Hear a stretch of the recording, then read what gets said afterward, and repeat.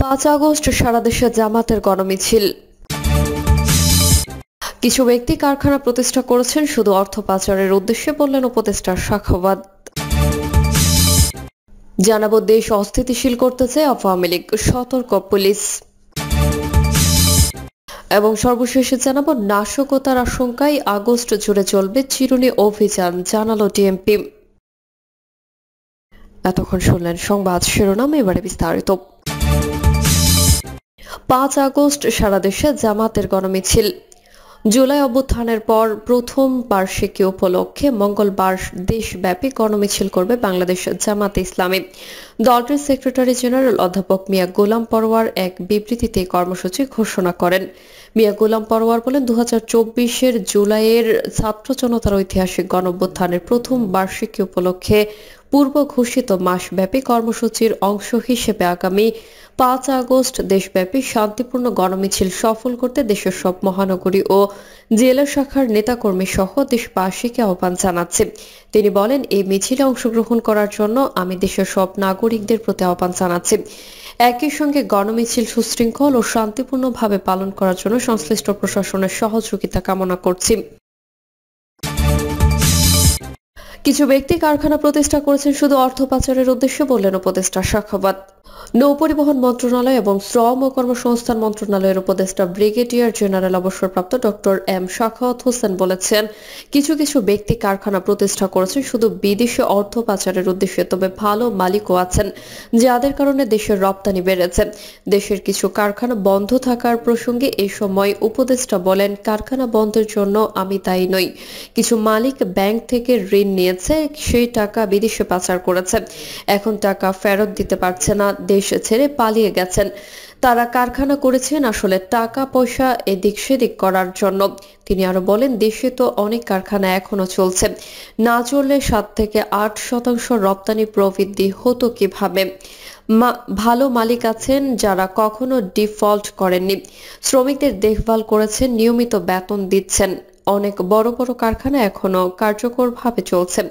শ্রমিকদের আন্দোলন প্রসঙ্গে উপদেষ্টা বলেন, শ্রমিকরা চাইলে আন্দোলন করতেই পারে, যে কেউ তার ন্যায্য দাবির পক্ষে রাস্তায় নামতে পারেন, আমিও পারি, এটি গণতান্ত্রিক অধিকার। শ্রমিক সংগঠনের নির্বাচন আয়োজনের গুরুত্ব তুলে ধরে তিনি বলেন, শ্রমিক ইউনিয়ন বা ফেডারেশনের নেতৃত্বে দেখা যায় একজনকে সরিয়ে আরেকজন বসে গেছেন, অথচ কোনো নির্বাচন হয়নি। নৌ মন্ত্রণালয়ে এমন একজন আছেন যিনি 27 বছর ধরে একই পদে আছেন, তিনি তো প্রায় স্থায়ী হয়ে গেছেন। কিন্তু বিষয়টি তো এমন নয়, নির্বাচনের মাধ্যমে বোঝা যায় কে কাকে বসাবে। আমরা যখন গণতন্ত্রের কথা বলি তখন তা প্রতিটি স্তরে থাকতে হবে। এর আগে তিনি একই ভবনে এক গবেষণা কনফারেন্সের উদ্বোধন করেন। সেখানে চা বাগানের নারী শ্রমিকদের মানবিক পরিস্থিতি নিয়ে উদ্বেগ জানিয়ে উপদেষ্টা বলেন, চা বাগানে শৌচাগার না থাকা খুবই অমানবিক। এর ফলে নারী শ্রমিকদের ক্যান্সারে আক্রান্ত হওয়ার আশঙ্কা তৈরি হচ্ছে, এমনকি সেখানে বিশুদ্ধ পানিও পাওয়া যায় না। এই অবস্থা চলতে পারে না। দেশ অস্থিতিশীল করতে চায় আওয়ামী লীগ, সতর্ক পুলিশ। আওয়ামী লীগ সরকারের পতনের 1 বছর পূর্ণ হচ্ছে 5 আগস্ট। দিনটি সামনে রেখে নানা কর্মসূচি পালন করেছে রাজনৈতিক দলগুলো। আওয়ামী লীগও আবারও সংগঠিত হওয়ার চেষ্টা করেছে। মাঝে মধ্যে নেতাকর্মীরা জটিকা মিছিল বের করছে, পলাতক নেতারা ভার্চুয়ালি বৈঠক করেছেন, দিক নির্দেশনা দিচ্ছেন। একটি জাতীয় গণমাধ্যম এমন খবর প্রকাশ করেছে, আইন শৃঙ্খলা রক্ষাকারী বাহিনীর কাছে তথ্য এসেছে, আগস্ট মাসে ঘিরে বড় ধরনের চোরাগোপ্তা হামলা চালানোর চেষ্টা করবে আওয়ামী লীগ ও অঙ্গ সংগঠনের নেতাকর্মীরা। গার্মেন্ট শ্রমিকদেরও দলটি ব্যবহার করতে পারে। একাধিক গোয়েন্দা সংস্থা সরকারের হাইকমান্ডের কাছে এই সংক্রান্ত বিশেষ প্রতিবেদন পাঠিয়েছে। আওয়ামী লীগের যে কোনো নাশকতা বা অপ্রীতিকর ঘটনা এড়াতে পুলিশের কার্যকর বা শীর্ষ কর্তারা ম্যারাথন বৈঠক করেছেন। গতকাল বুধবার পুলিশ সদর দপ্তরে অনির্বাচিত বা অনির্ধারিত একটি বিশেষ বৈঠক হয়েছে। বৈঠক থেকে পুলিশের সবকটি ইউনিট প্রধান, রেঞ্জ ডিআইজি ও পুলিশ সুপারদের সঙ্গে ভার্চুয়ালি দিক নির্দেশনা দেওয়া হয়েছে। পাশাপাশি সবার মেইলে গোপন নোটও পাঠানো হয়েছে। বলা হয়েছে, জনমনে আতঙ্ক না ছড়িয়ে কৌশলী অভিযান চালাতে হবে। নিরপরাধ লোকজন যাতে কোনো ধরনের হয়রানির শিকার না হন সেদিকে বিশেষ নজর দিতে হবে। সংশ্লিষ্টরা গণমাধ্যমকে জানিয়েছে, 1 আগস্ট থেকে আইন শৃঙ্খলা রক্ষাকারী বাহিনী ঢাকা সহ সারা দেশে বেশ কঠোর থাকবে। পতিত আওয়ামী লীগের কোনো নেতাকর্মী যাতে রাজধানী বা অন্য কোনো স্থানে জড়ো হতে না পারে সেদিকে বিশেষ নজর দেবে। দেশের সীমান্ত এলাকায়ও আরও সক্রিয় হবে বিজিবি ও পুলিশ। আবাসিক হোটেল থেকে শুরু করে যানবাহন, রাস্তাঘাটে বিশেষ অভিযান চালানো হবে। আওয়ামী লীগ ও অঙ্গ সংগঠনের নেতাকর্মীদের মধ্যে যারা সামাজিক যোগাযোগ মাধ্যমে সক্রিয় আছে তাদের নজরদারি করতে বলা হয়েছে। পুলিশ সদর দপ্তরে কর্মরত ডিআইজি পদমর্যাদার এক কর্মকর্তা বলেন, আওয়ামী লীগ সংগঠিত হচ্ছে, তারা আগস্ট মাসে মরণ কামড় দেওয়ার চেষ্টা করবে বলে আমরা তথ্য পাচ্ছি। যেসব তথ্য পাচ্ছি তাতে বোঝা যাচ্ছে তারা আগের চেয়েও আরো ভয়ঙ্কর রূপ ধারণ করতে পারে। তবে আইন শৃঙ্খলা বাহিনীর প্রতিটি সমস্যা, যে কোনো হামলা, নাশকতা প্রতিরোধ করতে সচেষ্ট। বিষয়টি নিয়ে পুলিশের শীর্ষ কর্তারা দফায় দফায় বৈঠক করেছেন। বুধবার পুলিশ সদর দপ্তরে একটি অনির্ধারিত বৈঠক হয়েছে।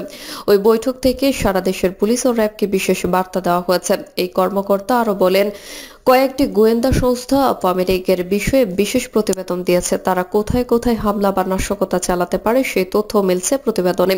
আওয়ামী লীগের পাশাপাশি ছাত্র ও যুবলীগের নেতাকর্মীরা বেশি বেপরোয়া থাকবে। দেশের প্রতিটি থানা পুলিশকে সতর্ক থাকতে বলা হয়েছে। অভিযান চালানোর সময় জনমনে যেন কোনো ধরনের আতঙ্ক তৈরি না হয় সেদিকে বিশেষ নজর দিতে বলা হয়েছে। পুলিশের প্রতিটি সদস্যকে বলা হয়েছে, নিরপরাধ লোকজনকে হয়রানি বা অর্থ আদায়ের প্রমাণ মিললে তাৎক্ষণিক বরখাস্ত করা সহ আইনগত ব্যবস্থা নেওয়া হবে। পুলিশ সদর দপ্তরের উপমহাপরিদর্শক অপারেশন রেজাউল করিম বলেন, দেশে বা দেশ শান্ত পরিবেশ বিরাজ করছে। কোনো মহল শান্ত পরিবেশ অশান্ত করার চেষ্টা করলে কঠোরভাবে দমন করা হবে। দেশবাসীকে আতঙ্কিত না হওয়ার অনুরোধ করেন তিনি। আইন শৃঙ্খলা পরিস্থিতি নিয়ন্ত্রণে রাখতে পুলিশ সতর্ক আছে। পুলিশ সূত্র জানায়, কোটা সংস্কারের দাবিতে গত বছর 1 জুলাই থেকে সাধারণ শিক্ষার্থীরা শান্তিপূর্ণ আন্দোলন চালিয়ে যাচ্ছে। এরই মধ্যে তৎকালীন আওয়ামী লীগ সরকারের নির্দেশে ছাত্রলীগ ঢাকা বিশ্ববিদ্যালয়ের সাধারণ শিক্ষার্থীদের উপর হামলা চালায়। পুলিশও তাদের উপর অমানবিক নির্যাতন করে। এই ঘটনার পর দেশ বিদেশে সমালোচনা ঝড় ওঠে। ছড়িয়ে পড়ে সারা দেশে আন্দোলন। শিক্ষার্থীদের সঙ্গে যোগ দেন সাধারণ লোকজন ও স্কুল কলেজের শিক্ষকরা। 16 জুলাই থেকে ঢাকা সহ দেশের বিভিন্ন স্থানে আন্দোলন তীব্র আকার ধারণ করে। বাংলাদেশ টেলিভিশন ভবন, metro rail station, elevated expressway, সেতু ভবন, বিভিন্ন থানা পুলিশ ফাঁড়ি সহ গুরুত্বপূর্ণ স্থাপনা গাড়ি ভাঙচুর করে আগুন দিয়ে লুটপাট করা হয়। আইন শৃঙ্খলা রক্ষাকারী বাহিনী, আওয়ামী লীগ ও অঙ্গ সংগঠনের নেতাকর্মীদের গুলিতে প্রাণ হারান কোমলমতি শিক্ষার্থী, নিরীহ লোকজন। আবার দুর্বৃত্তদের হামলায় একাধিক পুলিশ সদস্য মারা গেছেন। তাদের হত্যা ও থানা ফাঁড়িতে হামলা চালিয়ে বেশিরভাগ আগ্নেয়াস্ত্র লুট করা হয়। আওয়ামী লীগের লোকজন বৈধ ও অবৈধ অস্ত্র ব্যবহার করেছে। তারাও ছাত্র জনতার উপর গুলি চালিয়েছে। ইতিমধ্যে দেশের বিভিন্ন থানায় মামলা হয়েছে। সাবেক প্রধানমন্ত্রী শেখ হাসিনা সহ আওয়ামী লীগের শীর্ষ নেতা, জেলা উপজেলা নেতাকর্মী, আইন শৃঙ্খলা রক্ষাকারী বাহিনীর শীর্ষকর্তা ও কিছু সম্পাদক আসামি হয়েছেন। তাদের ধরতে পুলিশ একটি তালিকা তৈরি করেছে। গত বছর 5 আগস্ট আওয়ামী লীগ সরকারের পতনের দিনই শেখ হাসিনা ও শেখ রেহানা ভারতে পালিয়ে যান। আওয়ামী লীগের শীর্ষ পর্যায়ের কিছু নেতা সরকার পতনের আগেও পরে দেশ ছেড়ে পালিয়ে যান। অনেক থাকেন আত্মগোপনে। তাছাড়া সাবেক আইনমন্ত্রী সহ প্রভাবশালী একাধিক মন্ত্রী, এমপি ও কিছু ব্যবসায়ী, আওয়ামী লীগ ও তার অঙ্গ সংগঠনের নেতারা ধরা পড়ে পুলিশ ও র্যাবের কাছে। 1 বছর যেতে না যেতেই কেউ কেউ দেশে আসার পায়তারাও করছে বলে পুলিশ তথ্য পেয়েছে। তথ্য পেয়ে নড়ে চড়ে বসেছেন আইন প্রয়োগকারী সংস্থার সদস্যরা। সারা দেশে বাড়িয়েছে নজরদারি। পুলিশ সদর দপ্তরের ঊর্ধ্বতন এক কর্মকর্তা বলেন, আওয়ামী লীগের একসময় বাঘা ভাগা নেতার গর্জনে আমরা ছিলাম দিশেহারা, অথচ আজ তাদের দুরবস্থা। আমাদের তথ্য অনুযায়ী শতাধিক নেতা কলকাতায় আছেন। তাদের বিষয়ে আমরা সার্বক্ষণিক মনিটরিং করছি। তারা কোন হোটেলে বা বাসায় অবস্থান করছেন সেই তথ্য সংগ্রহ করা হচ্ছে। কলকাতায় আমাদের সোর্স লাগানো আছে। কয়েকটি জেলার পুলিশ সুপার দেশ বলেন বা জানিয়েছেন, বুধবার পুলিশ সদর দপ্তর থেকে একটি নির্দেশনা এসেছে। নির্দেশনায় বলা হয়েছে, আওয়ামী লীগ ও অঙ্গ সংগঠনের নেতাকর্মীরা চোরাগোপ্তা হামলা বা বিশৃঙ্খলা সৃষ্টির পায়তারা করছে। দলটির পলাতক নেতারা সক্রিয় হওয়ার চেষ্টা করেছে। পুলিশ স্টেশন, গুরুত্বপূর্ণ স্থাপনায় কঠোর নজরদারির পাশাপাশি হোটেল সহ নানা স্থানে বিশেষ অভিযান চালাতে হবে। তবে জনমনে কোনো ধরনের আতঙ্ক তৈরি করতে নিষেধ করা হয়েছে বার্তায়। পুলিশ সুপাররা বলেন, বার্তা পেয়ে আমরা সতর্ক অবস্থায় আছি। আবাসিক হোটেল ও যানবাহনে তল্লাশি চালানোর উদ্যোগ নেওয়া হয়েছে। প্রিয় দর্শক, এই ছিল এখনকার সর্বশেষ সংবাদ আপডেট। সব সংবাদ পেতে চ্যানেলটি সাবস্ক্রাইব করে বেল আইকনটি ক্লিক করে রাখুন।